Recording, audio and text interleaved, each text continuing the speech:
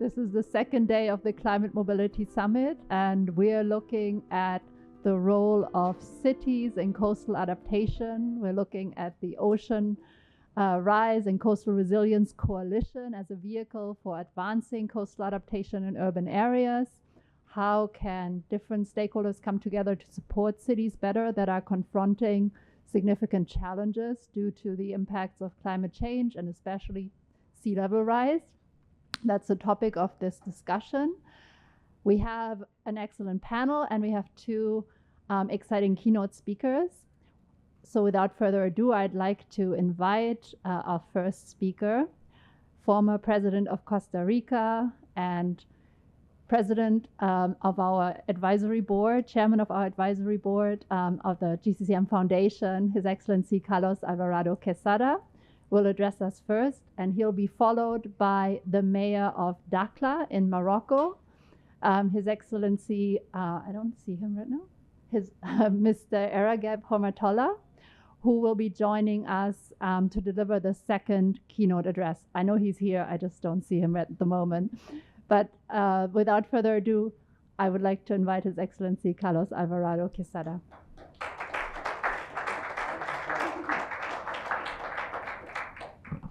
Thank you very much, and I feel privileged and honored to address the topics connected to cities, sea level rise adaptation, which is something it's a topic that, how can I explain it? It's grown on me because it's critical on what's going on. Let me tell you why I see it this way.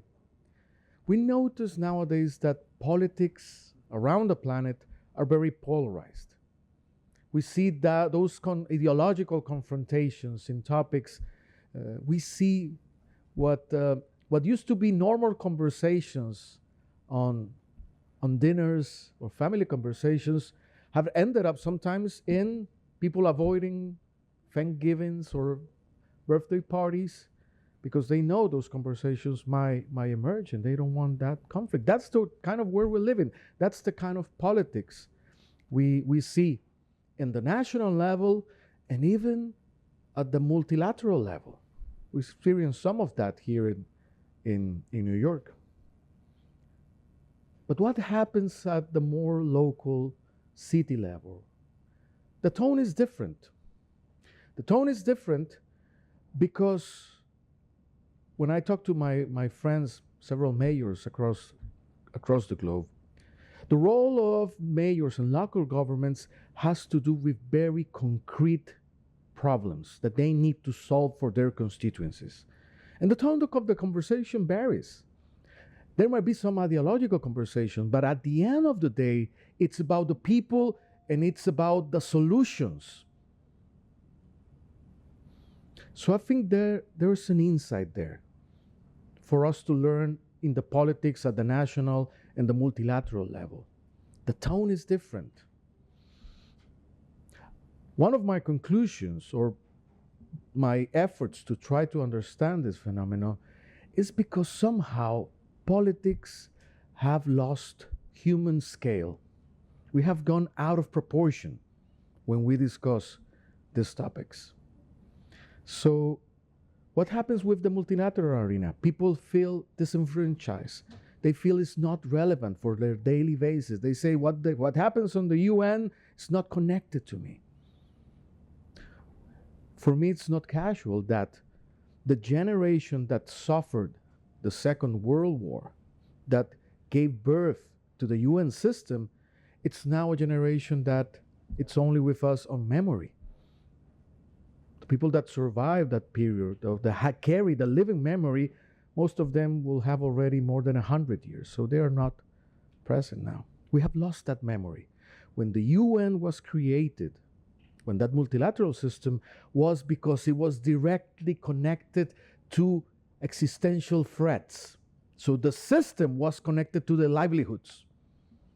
But that memory is gone now. That is not present. And we have forgotten why we created this at the first place.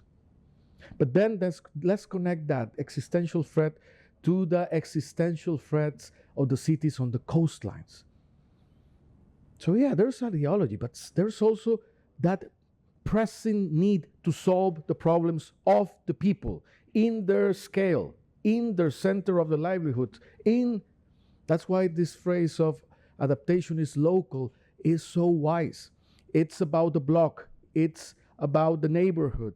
It's about the trees that we plant. It's about the coastal line. It's about sea level rise. And mayors need to provide concrete solutions. What's the key insight, therefore, that I take? We need to learn from that. We need to take the exercise of politics back to a human scale. We need to connect the dots of whatever we do in any level, and it has to be meaningful and relevant for every household across the planet. We also have a tendency as humans to make exclusions, to say, no, what matters is the national level, and the local level does not matter. We have also this sense to make hierarchical. The upper you go, it's more relevant. Oh, it's multilateral. Oh, wow. Or it's a presidential. Oh, wow. We need to nuance that. All the levels are relevant for the people. And we need to then connect the dots of why, if we get it right on the local level, providing the finance, providing the information, teaming up. There's this tendency that we want to control from the national, the local, not team up, not energize, but control, a fiction of control. Then we're not playing the game of the different layers. Similarly, the multilateral. People think we go every year to COP to solve the problems, and then everybody takes their plane and go away, problem solved. No.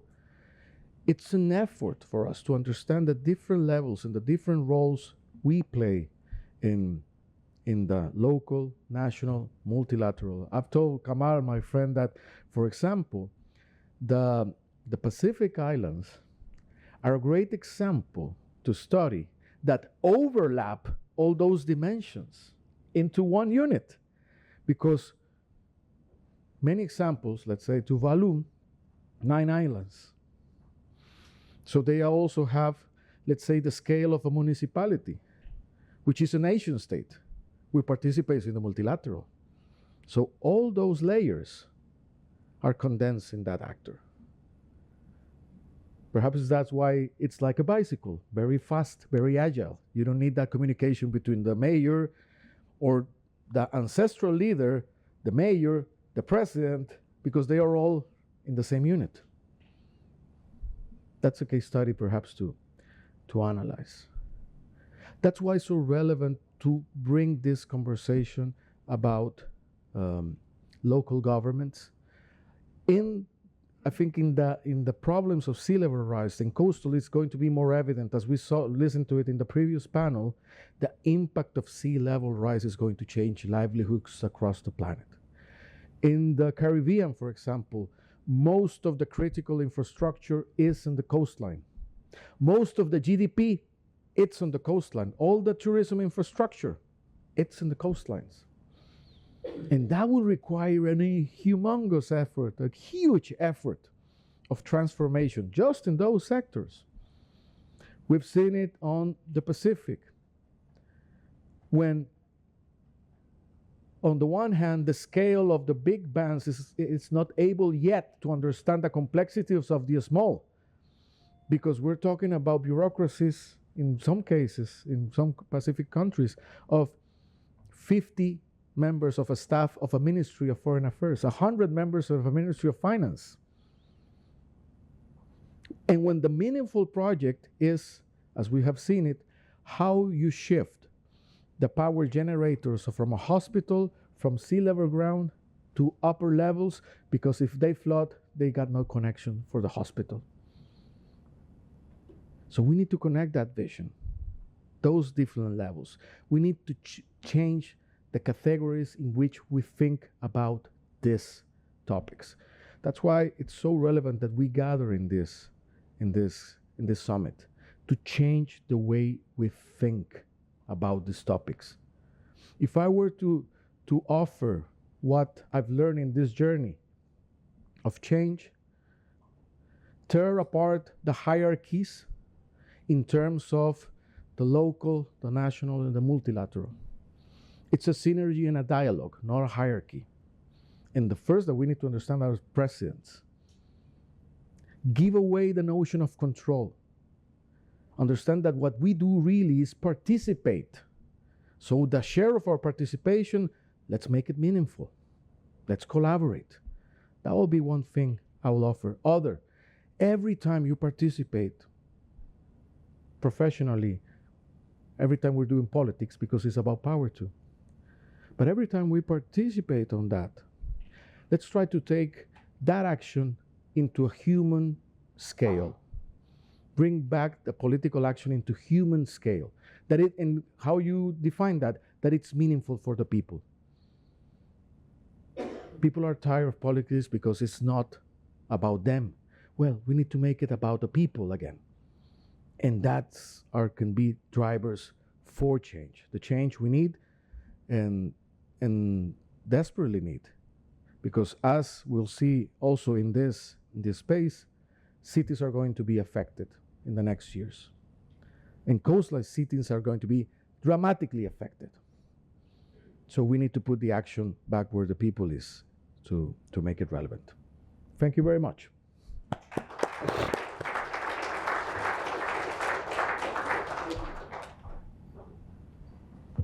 Thank you so much, President Alvarado, for that excellent introduction. And it really brought to my mind that, in a way, your framing of we built this current multilateral system around the threat of the time. And so if we're thinking about the coalition that we're building here as a response to this particular threat, if we're thinking about this in contrast to the current architecture of the Security Council, which was kind of the embodiment of response to a threat at the time, and what we're trying to create here, which looks very different, I think it's a very nice way to illustrate the kind of new type of international cooperation, the new type of multilateralism that we're trying to bring about.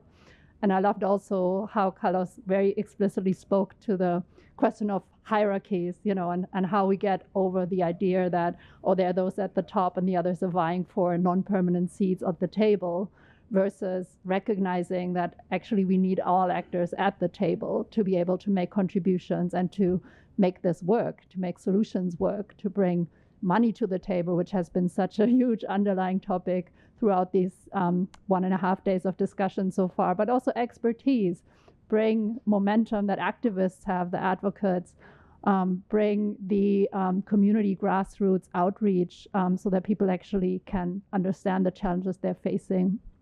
So there are so many actors that have a part to play.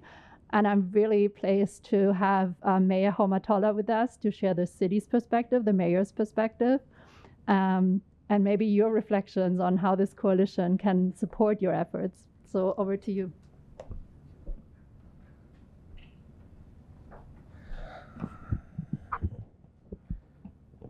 Good morning, everyone. Excellencies, distinguished colleagues, ladies and gentlemen. It's a privilege to address to you today as a mayor of Dakhla, an Atlantic coastal city where our identity, our livelihoods, and our culture are deeply tied to the ocean. For us, sea level rise is already a daily reality. We see it in the erosion of our coasts, the intrusion of salt water, the warming of our bay, and the risks this change pose to our ports, our fishing sector, and the very fabric of our coastal communities.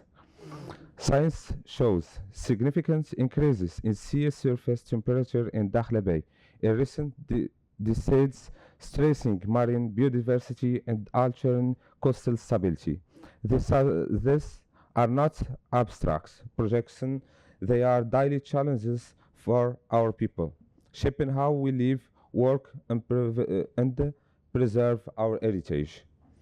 In response, we are taking action. We are monitoring coastal and climatic changes, investing in port resilience, stabilizing our shorelines, protecting marine ecosystems, and preparing for the impacts of saltwater intrusion. But we know that local action alone is not enough. This is why the Ocean Rise and Coastal Resilience Coalition launched at UNOC 3 is so vital. The coalition provides cities like ours with a platform to share knowledge, mobilize finance, and bring forward community-led solutions adapted to the front line of exposure. I want to thank the Global Center for Climate Mobility as the Secretariat for the Coalition for supporting cities such as Dakhla and helping amplify our voices in international process. Dakhla is ready and willing to host the next convening of the Ocean Rise and Coastal Resilience Coalition.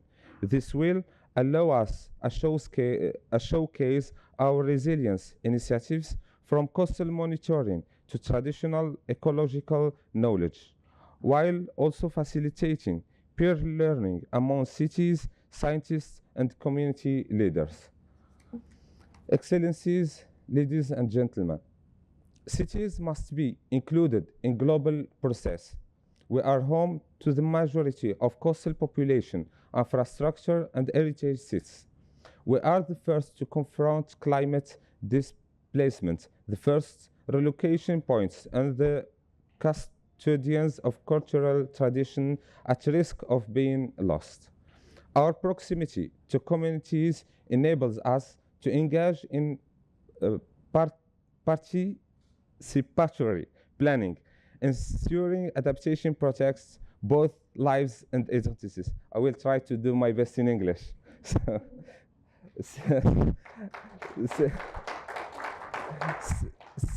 Cities are also hubs of innovation. We can pioneer resilient infrastructure, nature-based defenses, early warning system, and digital monitoring tools.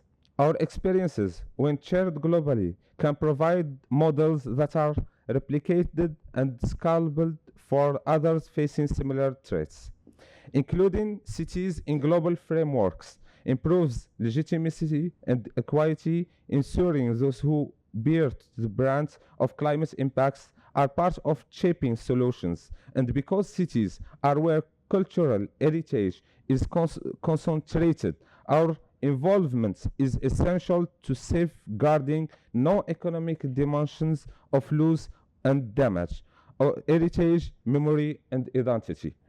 Looking ahead, Dakhla is committed to strengthen partnership with GCCM, ORCR, national government, and coastal communities.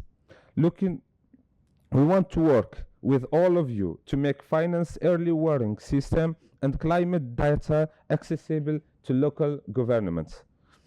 And we will do so with the conviction that adaptation must be just, inclusive, and culturally sensitive, protecting both infrastructure and heritage.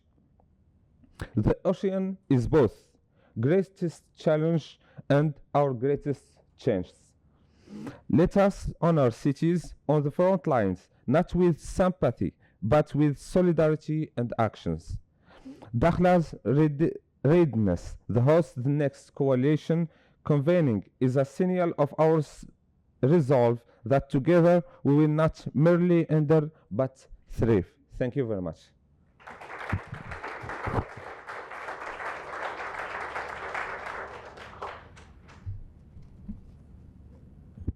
Thank you, Mayor Mahomatullah, and it's good to hear that Dakhla will be hosting the next meeting of the coalition. Now, some in the audience may ask, what is this coalition? We will learn a little bit more about it as we proceed through the panel. So I would like to invite our distinguished panelists to take their seat on the stage, and I'll introduce you while you come up. So we have Mr. Ashok Adisiam, who is with the French presidency for the UNOC 3 conference that happened in June in Nice. We're very pleased to have with us Mr. Olivier Betati, advisor to the mayor of Nice. He's coming? No? So sorry. No. Okay. Olivier has had to. Okay. Taken off the plane. Alrighty. Ms. Lorelei Picour, Executive Director of Ocean and Climate Platform. Ms. Jasmine Burgas, Director of Inclusive Climate Action at C40 Cities. Mr. David Lubell, Senior Climate Mobility and Cities Fellow, ICLE USA, and Dr. Rafaela Schweiger, who is heading Migration, Immigration, and Global Issues at the Robert Bosch Stiftung. So, with all of you here on the panel, I'd like to start with the first round of questions and then maybe have some time for interaction with the audience. But maybe given that not everybody was present in Nice at the UN Ocean Conference in June and witnessed the launch of the Ocean Rise and Coastal Resilience Coalition, I would like to pass the floor first to Mr. Adisiam to give us a little bit of background on the coalition project, what the vision, the ambition is, and what you've set out to do in Nice. Thank you very much. Before giving maybe the background, which is more the job of, if I may, of Lorelei over here, and we'll connect it to this initiative that the platform Ocean and Climate Platform initiated 5 years ago, which is called Cities. That was the genesis, I would say, of this coalition. I would like, with your permission, to give some context.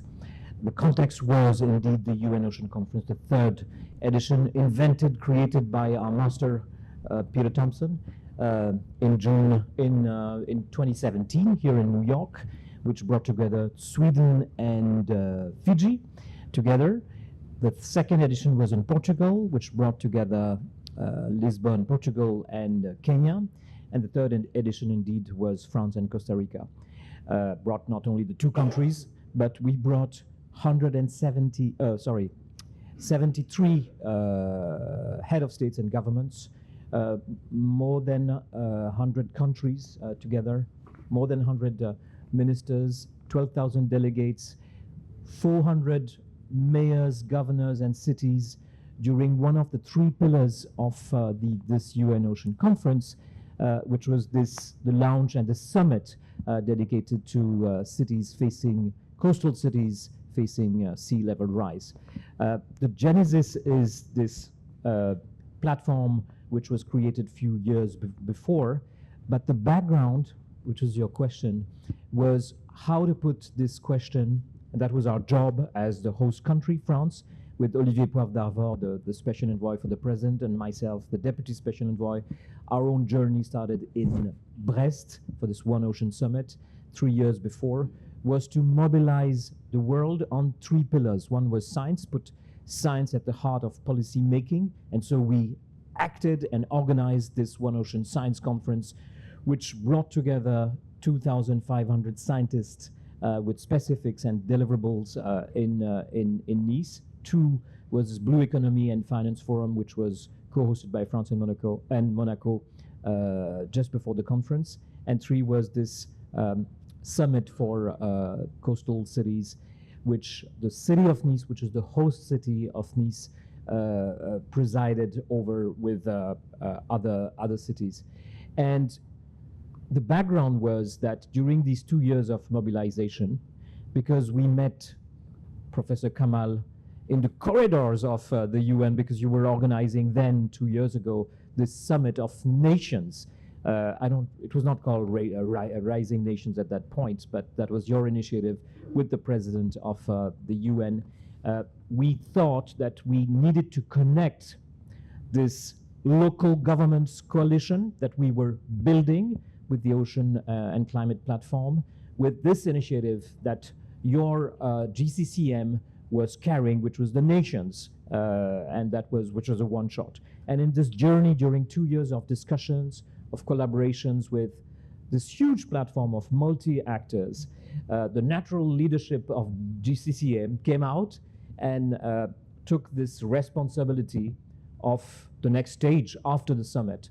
What is this coalition going to become? So as we, France, the host country of UNOC, the organizing country of the One Ocean Summit in Brest, with our different partners, including the Ocean and Climate Platform, are concerned, we're very much happy to see that it's concrete. It's not only a song. It needs funding. It needs finance. It needs science. and we have some initiatives. Maybe I can talk about it later on in this panel. And it needs consistency. And I think that we are standing here after 5 years of mobilization for the ocean with the same message to be consistent, that there is one ocean, and we want to break the silos from national to local, from north to south, of course, that goes without saying, but also in the different processes. The UN is a very complex organization with different entities and offices. We travel each and every city hosting a UN agency concerned with the ocean, trying to listen and trying to do some edito. And in that edito, it came very naturally that one of the 3 pillars of UNOC had to be this coastal resilience and the cities who are, Monsieur le Maire, the Dakhla, at the forefront of what's happening. And not only for sea level rise, but the sea level rise, to come back to the edito, is something which is tragic, which is dramatic, which, like the mayor of New Orleans likes to say, which brings us to this emergency of time, which is now, and of this consistency about being very concrete in our approach and in our promises. Thank you. Thank you. No, having spent a little bit of time working with different city-led organizations, networks, I think one of the added values that this coalition brings is exactly the multi-stakeholder nature of it, and also the very focused nature of it, to look at a particular issue, a particular threat constellation maybe. But Lorelei, maybe you can tell us a little bit more about the history of the coalition, but also where you see it going now, and especially related to coastal adaptation actions in cities. Thank you very much. First of all, it's so great to be here, because exactly 1 year ago, I was sitting on this panel, on this chair precisely, to talk to you about what we were going to do at UNOC. And how often do you get to come back 1 year later and actually say that you've done what you said you would do? You know, across the street, they could learn something. So that coalition, what we have done is working with a number of stakeholders, as you mentioned, with a strong baseline on science, scientific evidence, knowledge, whether it is from coastal communities or from the IPCC, IPBES communities. Making sure that we understand what are the risks, what are the impacts, where do the threats stand, and how we adapt. Making sure that, as you've just said, the frontliners, our cities, our hubs, are very much in the anticipation rather than the reaction. So 5 years ago, or in 2019, the IPCC report on the ocean and the cryosphere came out, and we realized with our partners from the Ocean and Climate Platform that we didn't really speak much about sea level rise and its impact, whether it was for communities or infrastructures. That's how we decided to launch the Cities project. And over the span of 5 years, we went to 6 different regions of the world, making sure that we understood the local context, the regional cooperation. And I think we heard it very well from President Alvarado, is the different dimensions. How do we connect? And I'll just bring 3 of the conclusions of our work that led to the coalition.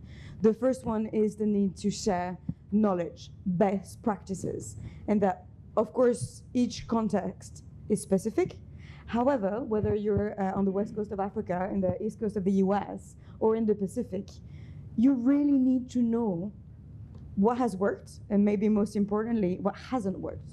And how do we learn from these experiences in terms of capacity building, understanding, and different solutions? That'll bring me to my second point, which is there is no one size fits all. And that's true for adaptation solutions as well. How can we combine work with nature-based solutions? And increasingly the literature tells us of their efficiency, how mangroves act as buffers against the impacts of climate change. Coral reefs can break the waves, and so on and so forth. Nature is not always the only solution or the best solution in all cases. So how do you combine, make sure that you build those hybrid solutions with more gray infrastructures? So that was the second the second takeaway from our work. How do we share this exhaustive list of solutions and get it inspired across the globe? And the third one, which is also something that I came across in the president's speech, is the governance level. How do we connect the dots between the local, regional, and multilateral? And that's the work that we've begun with France and Costa Rica, of course, with the support of the city of Nice. It's making sure that we put sea level rise and the adaptation of coastal cities at the heart of the conversation. And last year, again, in New York at UNGA, was the very first summit on sea level rise under Secretary General Guterres' leadership. So within the last 5 years, we've made considerable progress. And in Nice, we went one step further, bringing 200, 400, south of France. Sometimes the numbers we like to amplify a little bit, but the most important message is that real frontliners came to the south of France. They met with one another. They connected. They shared those good practices, this knowledge, and this willingness to collaborate beyond just this one summit on the 7th of June. There we have the Ocean Rise and Coastal Resilience Coalition. Its intent is very much to bring the mayors, the governors at the forefront of the discussions, amplifying the solutions. Again, mentioned that a few times already, but what are those good practices? How do we scale up? Continue to build our understanding of the threats. And I think one of the bigger topics that you wanted to address was also relocalization. How do we develop with communities, with the local people on the ground, this culture of risk, this understanding, and this anticipation? With the Ocean Climate Platform, we were mandated for the prefiguration of the coalition. Now it's under the leadership of our dear friend Kamal and the GCCM with the city of Nice. And what we really hope that it will bring is, again, more funding, more responses, more anticipation to the issue of sea level rise. And I'll stop here because I've been talking for a while. Thank you. Thanks for giving that background and a little bit more perspective on what is this coalition expected to do. I opened my app this morning, newspaper app, German Die Zeit, if anybody knows this, and the first story that came up was about German expert councils on meteorology and physics just came out and said, we have to warn you, German public, we are on a trajectory where now 3 degrees of warming by 2050 is pretty much what we're doing, what we're committed to. And this has pretty dramatic implications for us in Germany. But basically, they're affirming for the first time that we're no longer on the business as usual scenario of the IPCC, but we're actually on the worst case scenario of the IPCC, which means that some of the worst case scenario projections that I have heard speaking about are what we're potentially looking at. And one of those was the Chief Resilience Officer of Lagos telling us at the World Urban Forum last year that their projections, worst case, sea level rise, are 700,000 people are going to have to be relocated. 700,000 people. That's in most countries, that's a very big city. And so, looking at this kind of magnitude of challenge, which obviously Lagos is a huge city, right? Like not every city will have that kind of magnitude of challenge, but still there's a lot of, real challenge, I think, not just for the people on the ground, but also for cities of how do we even wrap our minds around this? How do we even engage with communities to facilitate that kind of process? And I think C40 Cities has done amazing work in supporting their cities and their network to develop climate resilience solutions.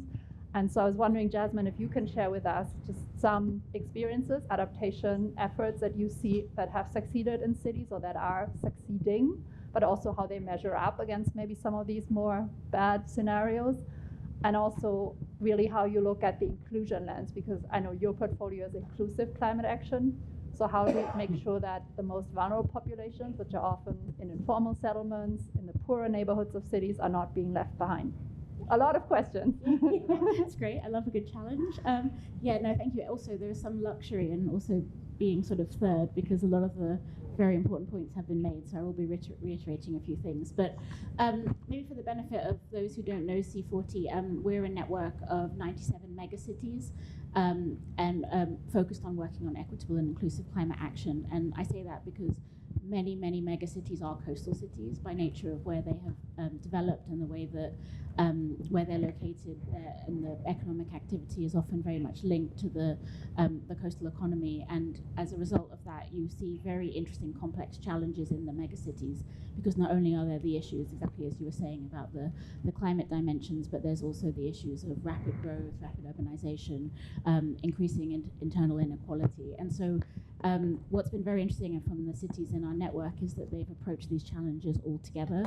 So it's not just looking at sort of the climate in exclusivity and not just looking at the inclusion element in inclusivity, but looking very much at how can you bring those together. And so we've done analysis together with our partners such as Mayor's Migration Council and others that looks at some of the impacts that we can expect to see in some of our coastal cities. And last year we released some analysis that showed that across C40 cities, the range of loss and damages and the range of increased migration that coastal cities will see is a significant sort of rising issue that our mayors and our cities need to take very seriously. So just for a bit of context, but I think one thing to really emphasize, and the mayor also said it very clearly in the opening segment, was that cities are really a source of innovation, and often there is definitely that element of they're facing dramatic impact. Cities always need more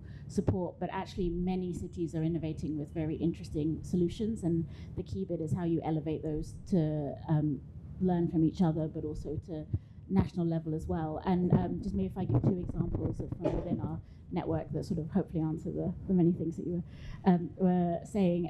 So Freetown is one of our cities and actually one of our co-chairs, and Mayor Aki Sawyer in Freetown has been very focused on exactly what I was saying before. How can you deliver solutions that tackle all these things together? So one of their adaptation initiatives is called Freetown the Tree Town. So it's very much focused on tree planting as a way to both counter flooding, also landslides, but also as a way to create jobs. So a key focus of that initiative has also been focused on youth unemployment, because there's a high level of unemployment. So can you create jobs for young people in green sectors, which are also vulnerable as well to the climate impacts? And so that's one example. And then the other I wanted to bring, which is also in West Africa, but there are many across our network, so I'm not exclusively focused there, but in Accra, where the city has been very focused on informal waste workers, where many of which are migrants who have come to the city because maybe they've been driven from the rural areas already due to a climate impact.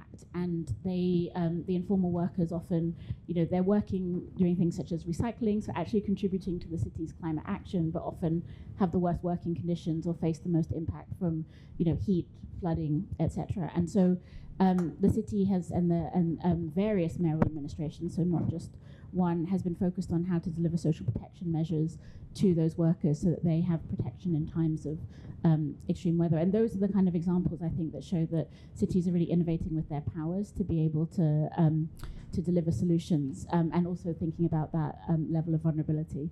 I guess the one thing I'll just add, and I'll finish and let others speak, is that I really take the point about peer-to-peer learning, and that's very much rooted in very much what we do, what other city networks do.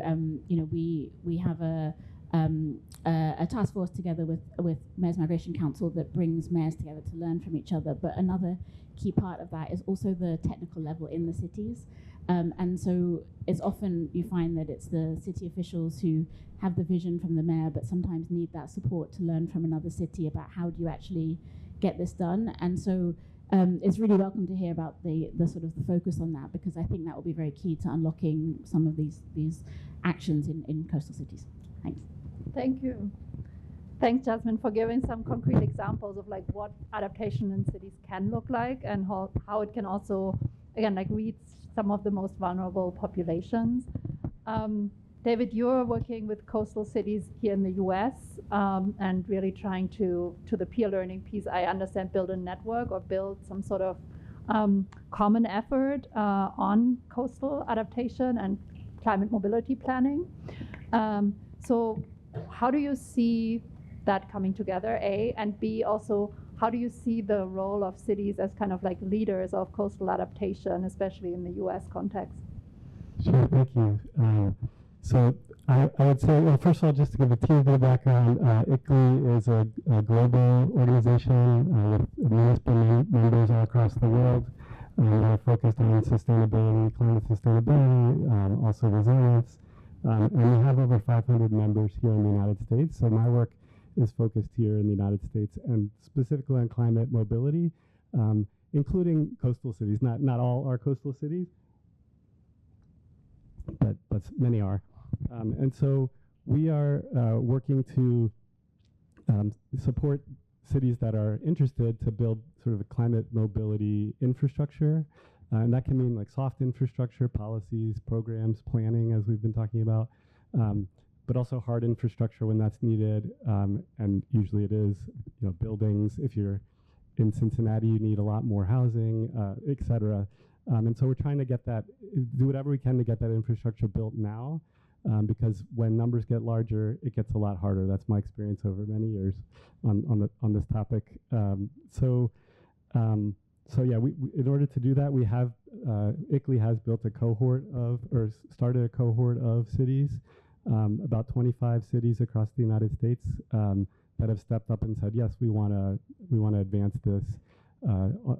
on this topic of climate mobility.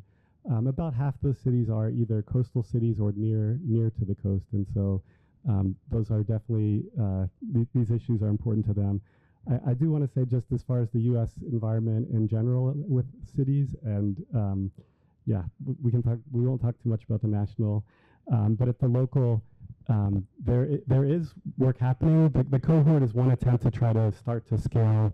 To your excellent point, there is a lot of innovation happening. How can we scale the building of the infrastructure, but also the innovations that are being developed by different cities? So the coastal cities, there are cities that have built infrastructure and policies for planned relocation. Norfolk, Virginia is a good example of that. It's part of their overall planning process. They identified planned relocation as part of their adaptation planning. Baltimore in Maryland developed a really great equitable recovery plan. This is another part of mobility that we're focused on.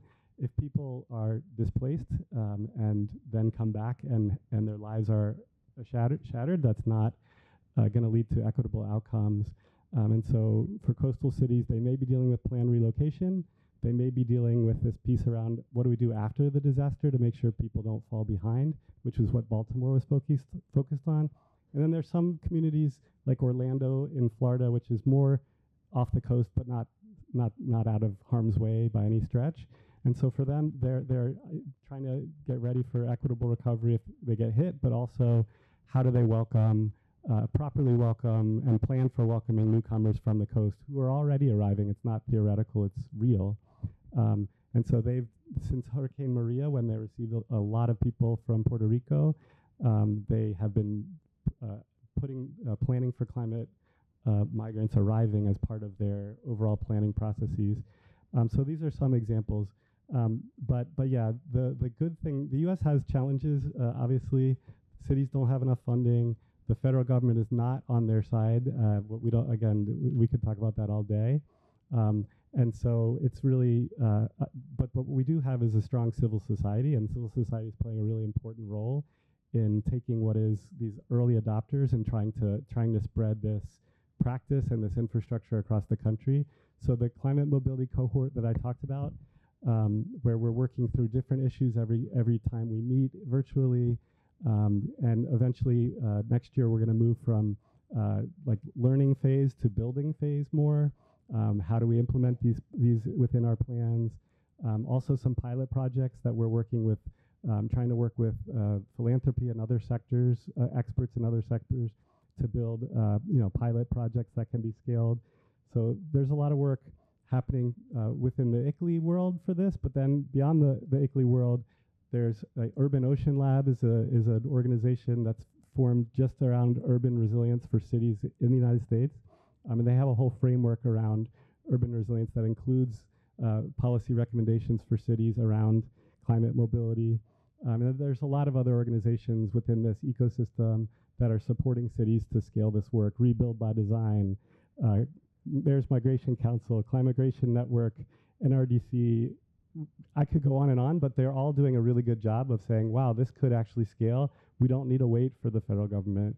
And so that's promising. And then another promising area is the states. The states, not all the states in the US, but a good number, definitely, more than half of the states have supported their cities and towns to develop adaptation plans. Not many have helped them develop plans for climate mobility. And so that's like a new frontier that we're working towards is, okay, how do we support? And there are some states that are looking at, for example, planned relocation, like Massachusetts, like California. And so it's starting, but we need to advance what's starting. So I'll just say finally, as far as the role that I see of cities moving forward, I think they need to, well, first of all, civil society needs to step up and support them and really listen hard. We've done a lot of qualitative research and interviews with cities. We had the help of German Marshall Fund to do that in the US and in Europe. And so we're listening to cities, but then providing them whatever they need. Do they need tools? Yes. Do they need funding? Yes. Do they need exchange with other cities around the world? Yes. Do they need data? Absolutely. How many people are coming to our city? How many are already here? Yes, they need that. But then cities, if they get the support they need, we need them to step up, to become pilot sites, to join these cohorts, to start to put climate mobility into their work, participate in cohorts like the ICLEI cohort.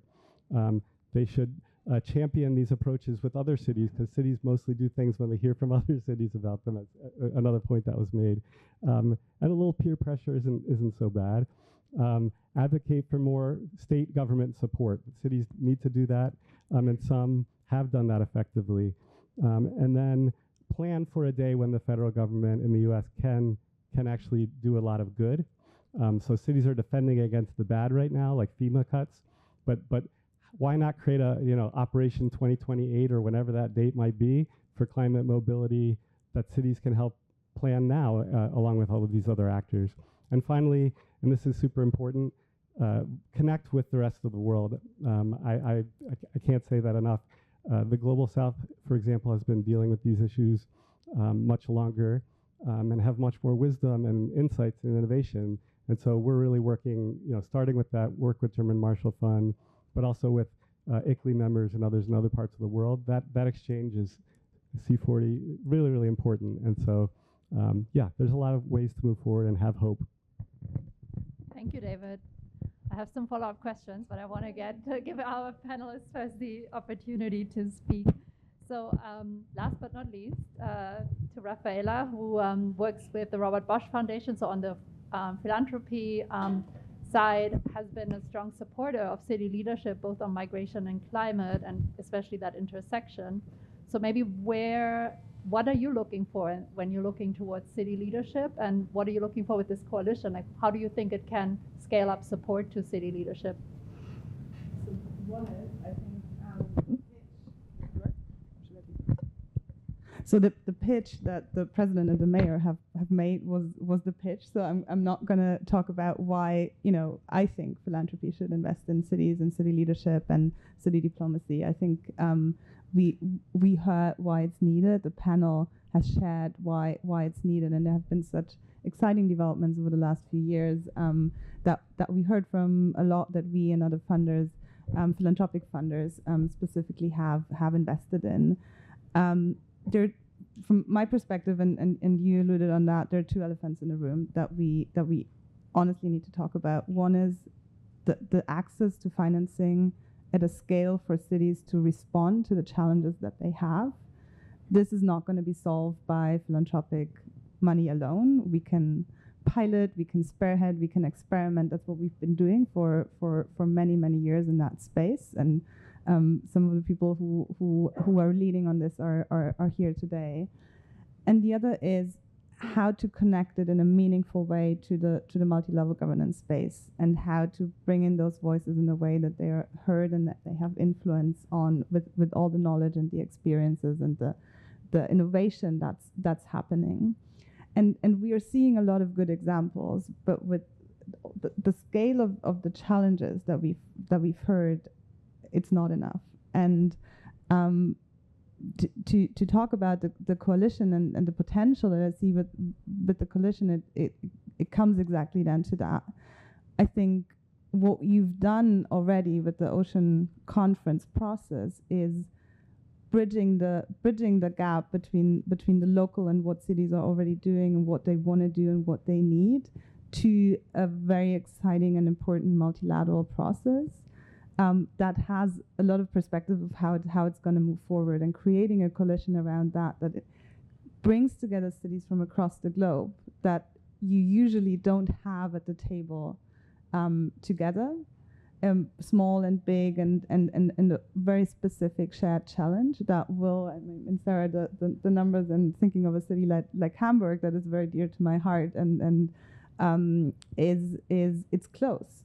So learning from each other and bringing that into the political space, where also financing is being unlocked, I think is one very, very important aspect.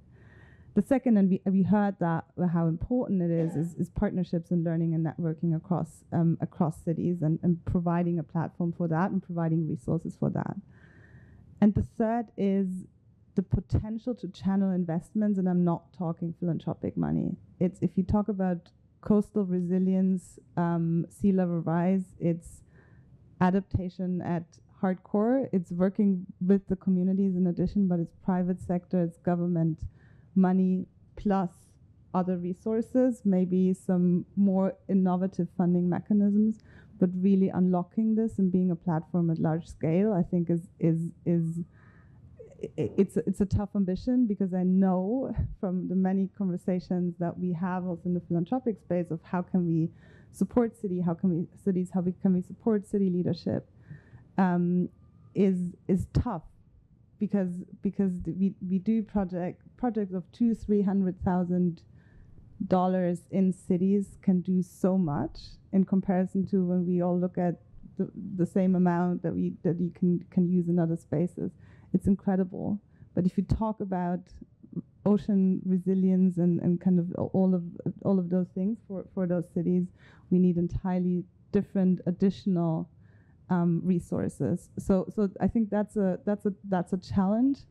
But if you also ask me about the coalition and kind of the potential with the connections that you've built, I think this is where it's going. And when it comes just bringing it back to philanthropy, because that's my role here on the panel, I think we have a lot of philanthropies on board for this localized agenda, but the coalition can grow, and I think also we as the philanthropic community can be better at speaking to one another, coordinating and sharing strategies of how we can better invest in cities and in some of the important and exciting funds like the Global Cities Fund and others who are already showcasing how it can be done.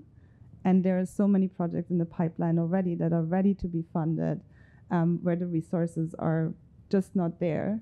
And I'm very optimistic and hopeful about this agenda and a number of these coalition, including the Ocean Rise and Resilience Coalition. And we really need to work on the scale of this, including on the financing side, and that cannot be done alone by philanthropy, but philanthropy can play an important role in that. Thank you. Thank you, Rafaela. I think as a few of you have touched on, and especially David, you touched on the kind of dynamics that go beyond the coastal cities. So you have coastal cities impacted, but then people moving actually further inland, which impacts those cities. And I think very quickly we're actually in a kind of dynamic where the city alone would be struggling to manage the climate mobility impacts of sea level rise or other hazards. Rafaela, you touched on Hamburg, and this article that I cited was projecting that by 2200, pretty far out, but Germany would have to think about moving it 50 kilometers inland, which again is not something that a city is able to do by itself. So what I'm saying is that as much as we champion kind of the city-led solutions, I also think a lot of these issues really require thinking and planning beyond the city scale. And I wonder if any of you could speak to that dynamic. Like, how do you see other levels of government coming in, not necessarily with a kind of master plan presented to cities, but how that can be negotiated? Ashok. Thank you. I'll play my role here in speaking about national planning, because I'm representing here a country and a government, but very much part of this mindset and the agenda that GCCM and Professor Kamal is teaching us and leading us in the way forward, how to work. But before getting into national planning, I just want to come back very quickly on what has been said on adaptation and mobility as far as the cities are concerned. The first thing is all these cities from Manila to Miami share the same tragedy, the same saltwater intrusion, subsidence, chronic flooding, heat stress that we know. But it has to be measured and predicted even better. And I think that's the reason why science, the scientific component of this, and the working groups that were working till the summit have to continue. So adaptation and mobility, I was going to speak about wanted to speak about the good practices of resilience, of disruption, not repetition, happening in, I would say, leading cities of the topic. Not only to imagine not only seawalls, but reimagine life in the coastal cities. For instance, San Francisco, the way it's working with artificial intelligence for flood prediction. Tokyo, the supercomputers for ocean climate modeling. Rotterdam with the amphibious barriers and floating neighborhoods. Boston here with their resilient urban materials. Bangkok with the mangrove restoration. These are very, very concrete examples, and behind, if you dig, you'll see there are a lot of corporates. Of course, there's a lot of technologies, there's a lot of enterprises, and they're not here. But I think we have to work not only in trying to find funding from corporates. Corporates are not, you all were right, they're not philanthropists. They do business, but they do business for good, some of them, and a lot of them.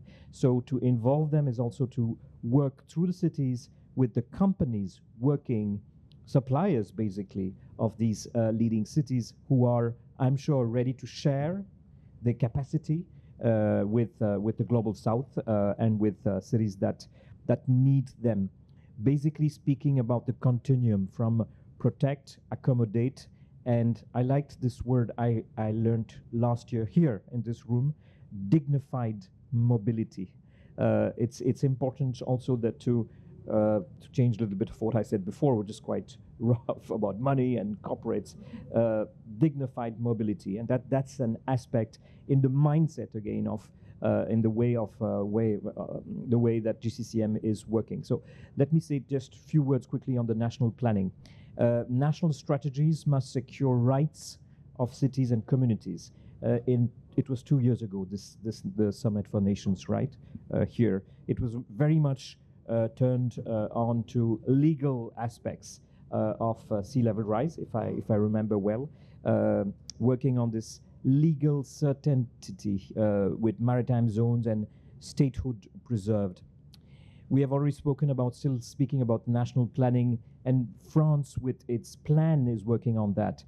Knowledge to action with advanced and traditional knowledge, data to municipalities. That's again something which not only in speeches speaking about indigenous communities, we have to, with technology, work on the data, on the preservation of this knowledge which comes from the communities.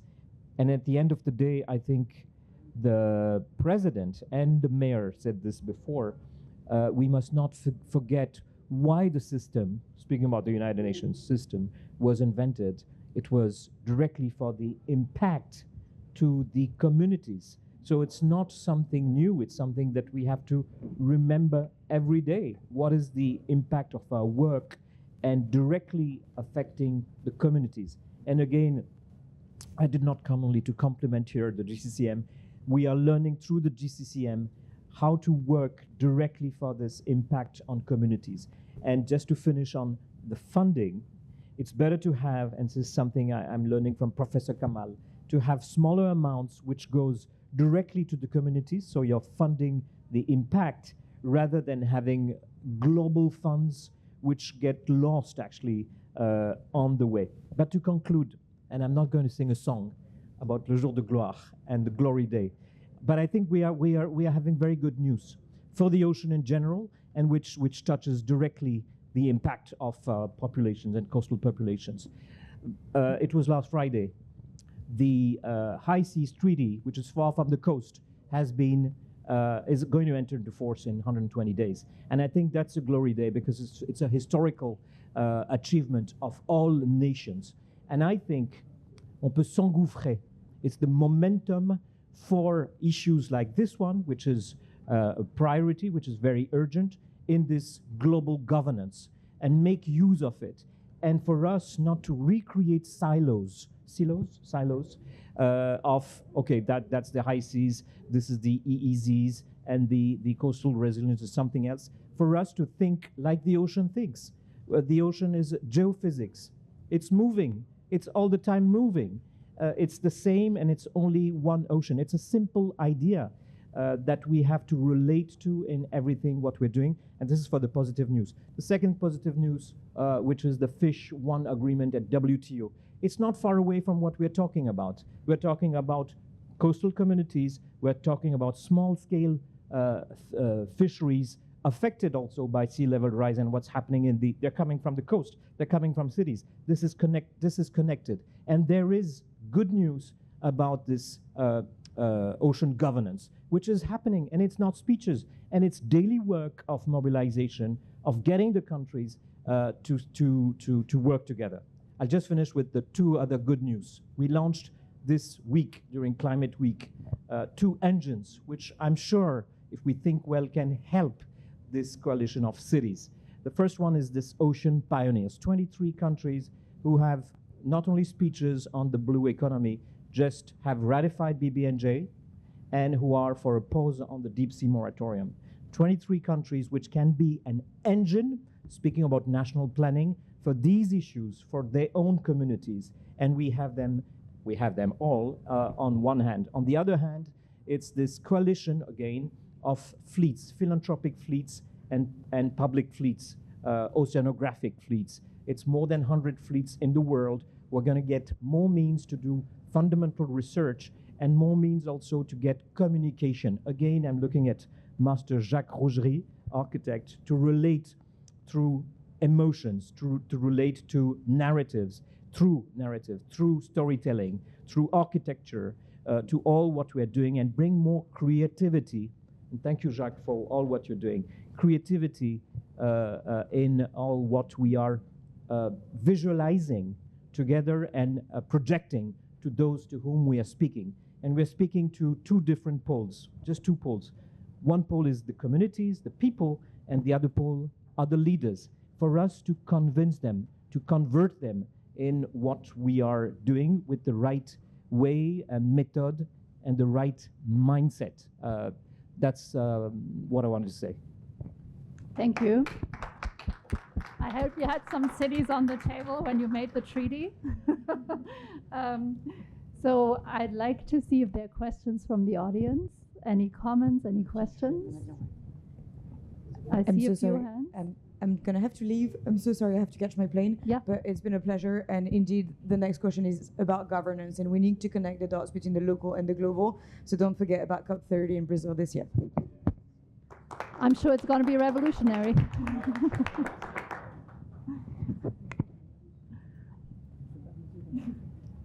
So I have, I think George had a question, the lady here in green. Go ahead. Thank you. George Scharfenberger, UC Berkeley. The other elephant in the room is people. We've talked a lot about, on the one hand, the reluctance of people to leave, and also we know politically, reluctance of people to receive those who are leaving. How do those conversations start in areas where we pretty much know within a certain time frame relocation is going to be essential? How do you start those conversations, both with those who we think will have to leave to stay out of, to get out of vulnerability, and those who will be receiving them? Thank you. The lady in green here. Hello, my name's Sally Swinton. I work with UNDP on climate and security risk. It's interesting you raised Lagos as a point, and we see you said 700,000 people will be affected. Having just come from Nigeria myself, we see in Lagos, on average per day, 6,000 people move to Lagos, and often they go to some of the worst living conditions in slums that are just not designed for humans to live. So one of my questions, and having visited many of these slums themselves, is there's, aside from all the other humanitarian issues that these communities face, is the insecurity. And so I'm just interested in this work, how you see security actors playing in this mobility discussion. And I want to use your word dignified security, because I think, when we talk about security, often in human mobility, dignity can often get lost in that. So yeah, just interested to hear your discussions on security. And I think Kamal here in the front had a question. I just wanted to, one point that was touched upon but not fully developed is the issue of equity. I think what we don't realize, it's a lot of wealth. A lot of families have built their wealth around their assets, their real estate, which is coastal. And with these assets and this real estate losing value because they cannot be insured, because they cannot be sustained, they have very little to pass on to the next generation.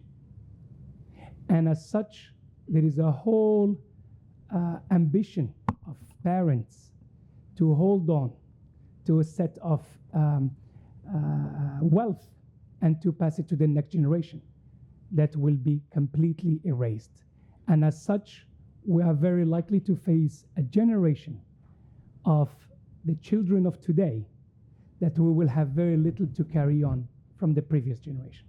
And I emphasize this because it's also related to what kind of future we want to build tomorrow.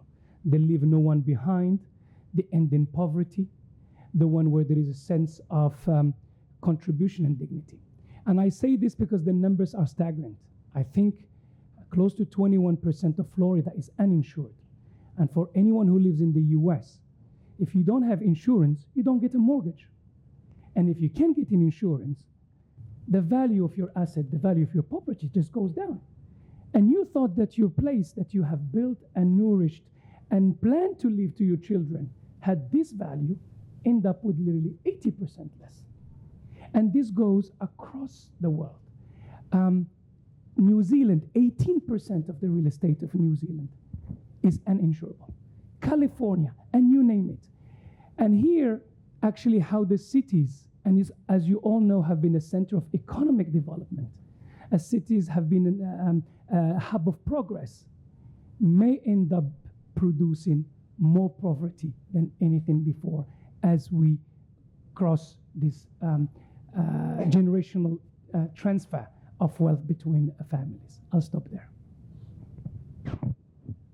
I see one more hand there.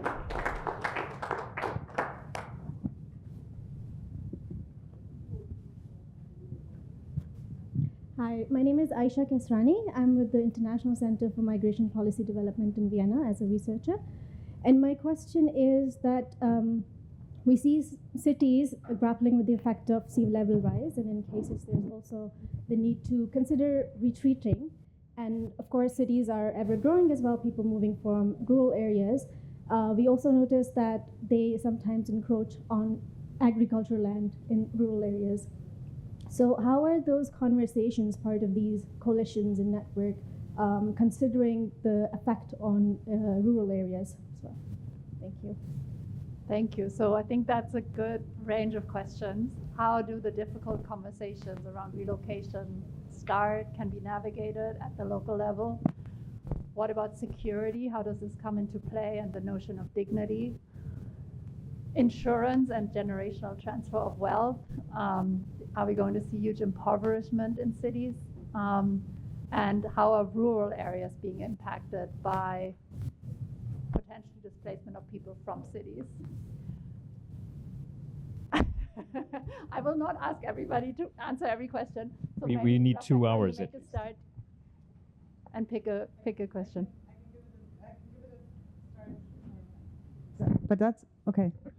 And I specifically want to say something on the communities, because what the work directly with cities has shown that cities who take these issues seriously, they invest in community conversations, in preparing and having, in listening to the communities what they need and giving them ideally the data. And GCCM, we heard yesterday from the Greater Caribbean, data and projections that ideally will be shared with affected communities so they have a sense of what's going to happen.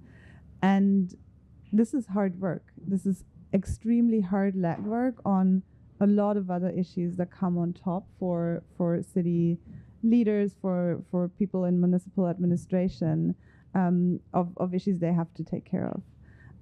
What gives me hope is that we already have coalitions, the work that C40 does, the Mayor's Migration Council, with the city's fund. There are so many very committed cities to this issue, and it's growing because cities are seeing the effects and they're leading this locally. Do we need more? Is it easy? We need more, yes. Is it easy? No. But I think we have more of a toolbox and inspiration from those cities who are leading and sharing their stories around that. Maybe I'll leave it at that and see what others have to say. All great questions. I would say I'm going to quickly touch on a couple and then go a little deeper on the community one, but not too deep. On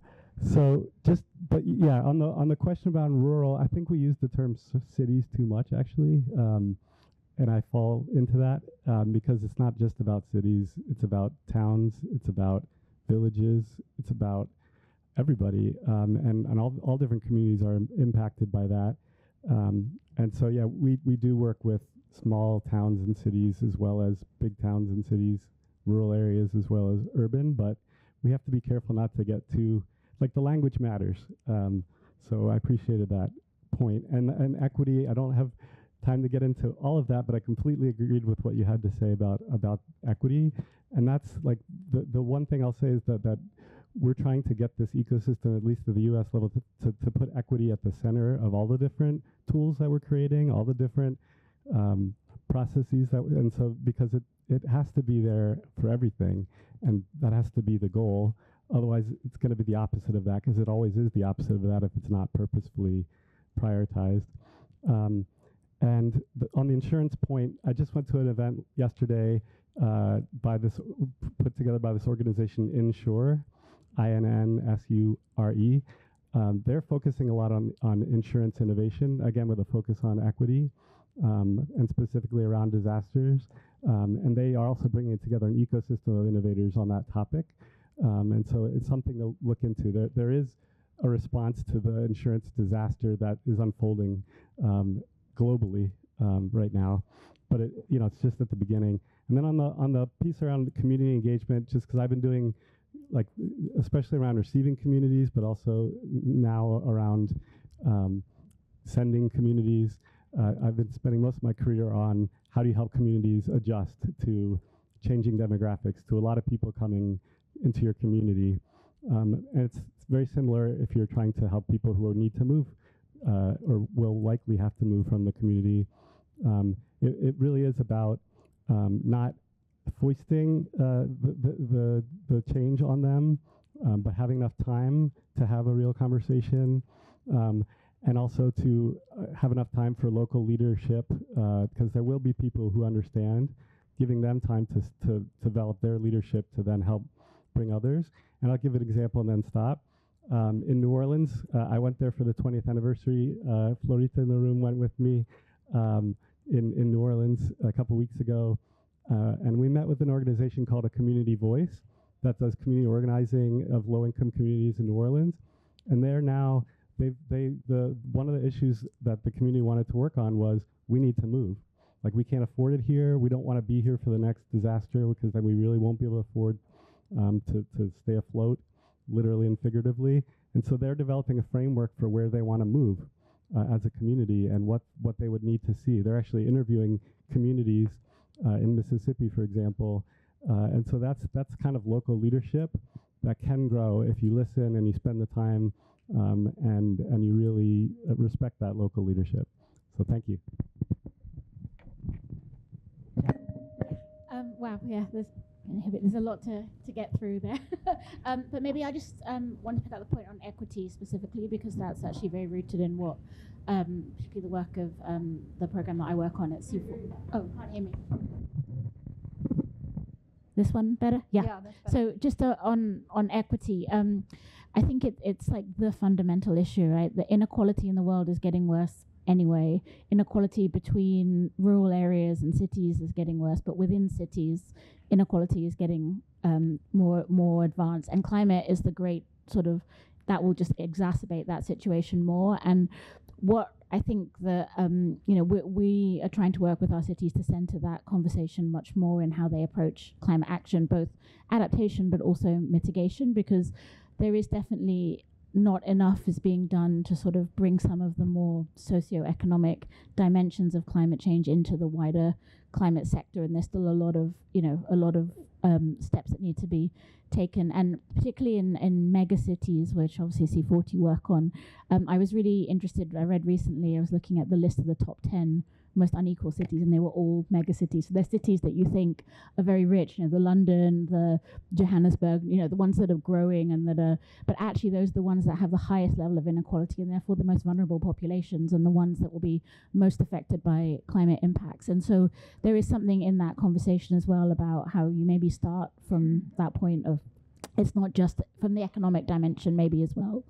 And then on that point, one of the other things that we work on, which is the difficult space that I think you touched on, is also winning the case for climate action. And I think it touches on your point about relocation as well, which is that, not everyone in a city is always behind climate action, no matter what it might be. And actually there's more that can be done that maybe brings in some of these narratives around generational change, around risk that is faced, that might build a stronger community buy-in for particular actions or particular conversations. And I'm not saying you go out there and say you're losing all your money, therefore you have to care about climate change, but rather this is more than just an environmental issue. It's actually very much rooted in what is your day-to-day life. So it's definitely an area that needs more attention. And then just very quickly, and then I will pass, I know we're at time, I want to pick up on the point on governance and multi-level partnerships that Rafaela you mentioned, because I think it's very important, and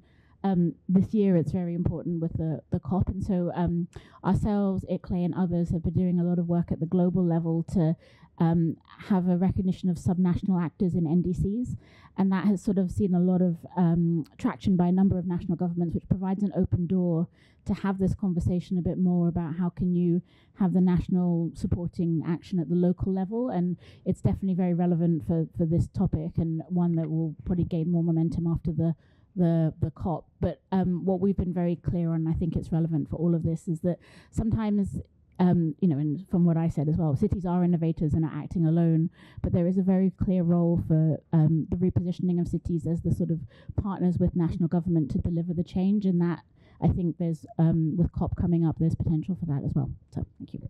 Which may also hold some hope for climate finance then.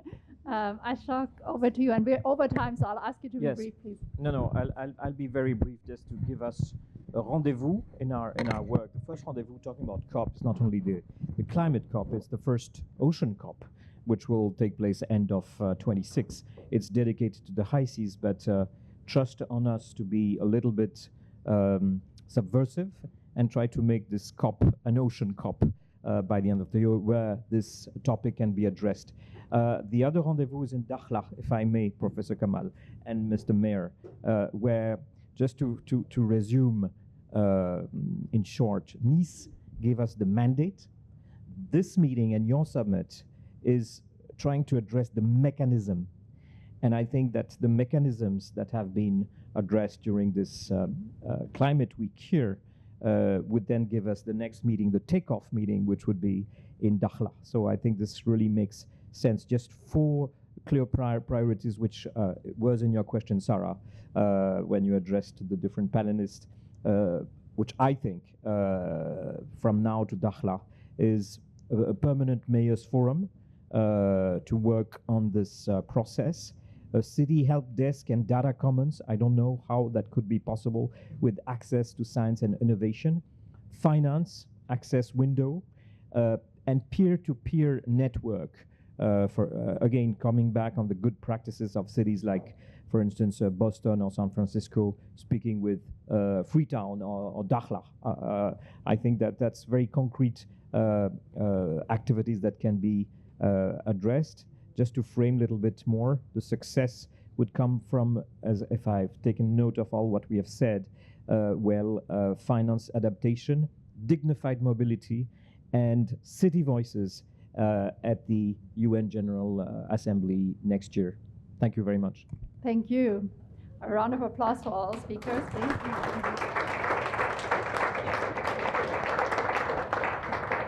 I think there's lots to unpack, and next time we can maybe parcel it out and take chunks at a time, because there's so many dimensions of cities' role in urban adaptation and the different elements of it. Thank you for your participation today. We'll be going into a session that launches our Global Rising Nations Initiative. So if you are so inclined, join us for that, stay around. But take a little walk and break and get to know somebody. Thanks.